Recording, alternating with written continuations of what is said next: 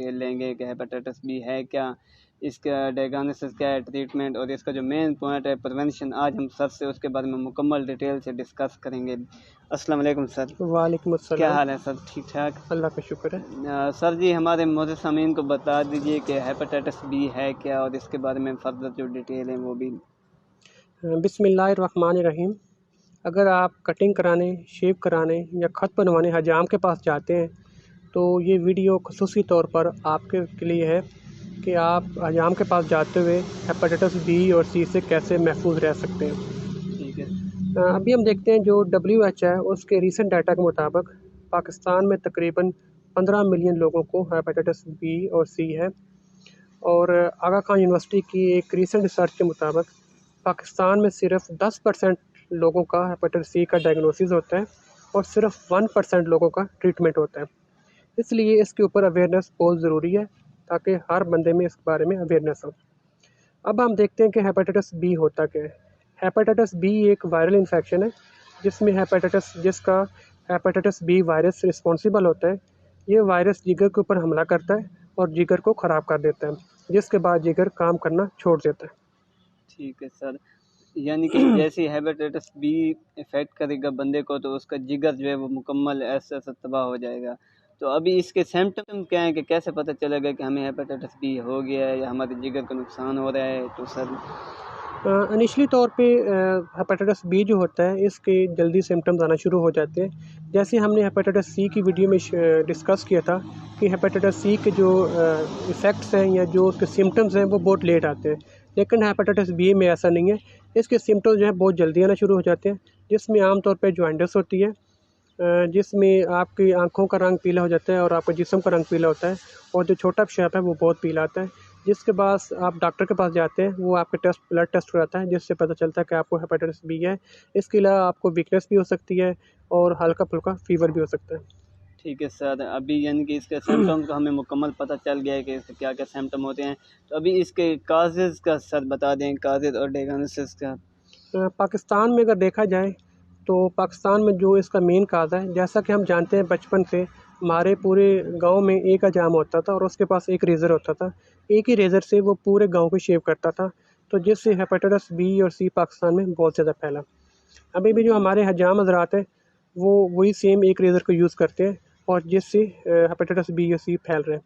इससे जो सबसे पहले काज ये होती है, जैसे आप जाम के पास शेव कराते हैं या ख़त कराते हैं, वहाँ पे जो रेज़र है वो बार-बार यूज़ होता है, जिससे आपको हेपेटाइटिस बी और सी हो सकता है। इसके सिम्पटम्स जो है बहुत जल्दी आना शुरू हो जाते हैं, जिसमें आम तौर पे जॉइंटिस होती है, जिसमें आपकी आँखों का रंग पीला हो जाता है और आपके जिस्म का रंग पीला होता है और जो छोटा पेशाब है वो बहुत पीला आता है। जिसके बाद आप डॉक्टर के पास जाते हैं, वो आपके ब्लड टेस्ट कराता है जिससे पता चलता है कि आपको हेपेटाइटिस बी है।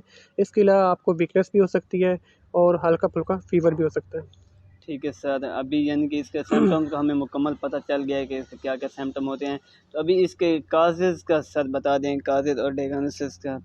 पाकिस्तान में अगर देखा जाए तो पाकिस्तान में जो इसका मेन काज़ है, जैसा कि हम जानते हैं बचपन से हमारे पूरे गांव में एक हजाम होता था और उसके पास एक रेज़र होता था। एक ही रेज़र से वो पूरे गांव को शेव करता था, तो जिससे हेपेटाइटिस बी और सी पाकिस्तान में बहुत ज़्यादा फैला। अभी भी जो हमारे हजाम हज़रात हैं वो वही सेम एक रेज़र को यूज़ करते हैं और जिससे हेपेटाइटिस बी और सी फैल रहे हैं।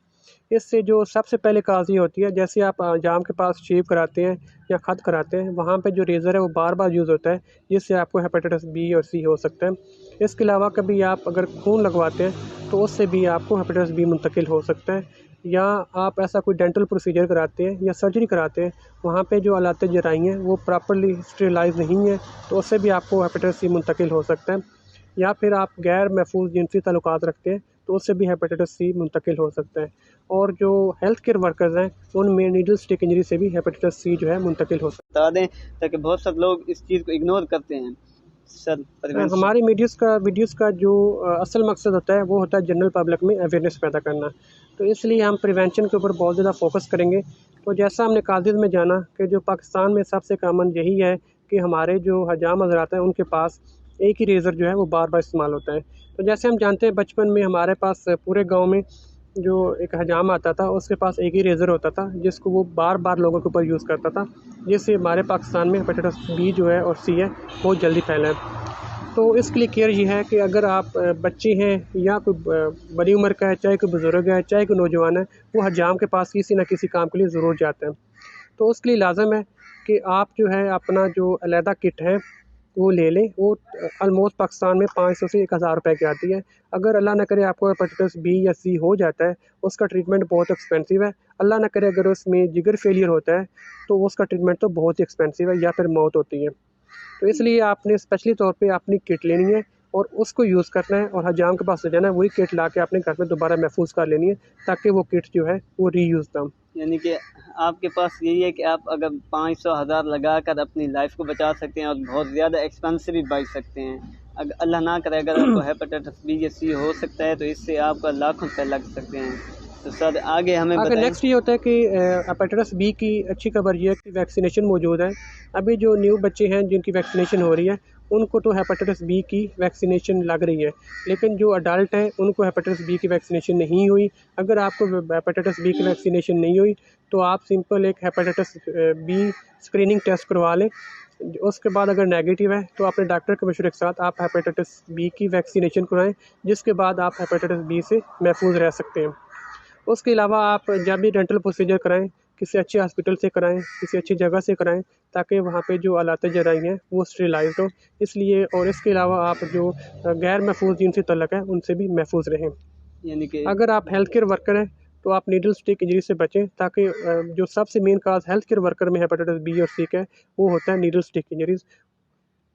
इसलिए आपने नीडल स्टिक इंजरी से पूरी तरह बचना है। यानी कि हाइजेनिक आलात को इस्तेमाल करने हैं और दूसरा एक सही स्टेरिलाइज माहौल में अपनी कटिंग वगैरह करवानी है। मोअज़्ज़िज़ सामीन, अगर ये आपको वीडियो अच्छी लग रही है और वीडियो को आपको प्रिवेंशन का पार्ट अच्छा लगे तो प्लीज़ इस वीडियो को लाइक कीजिएगा, सब्सक्राइब कीजिएगा और सदका जारिया के तौर पर अपने रिश्तेदारों दोस्तों को शेयर कीजिएगा। ओके, मिलते हैं फिर नेक्स्ट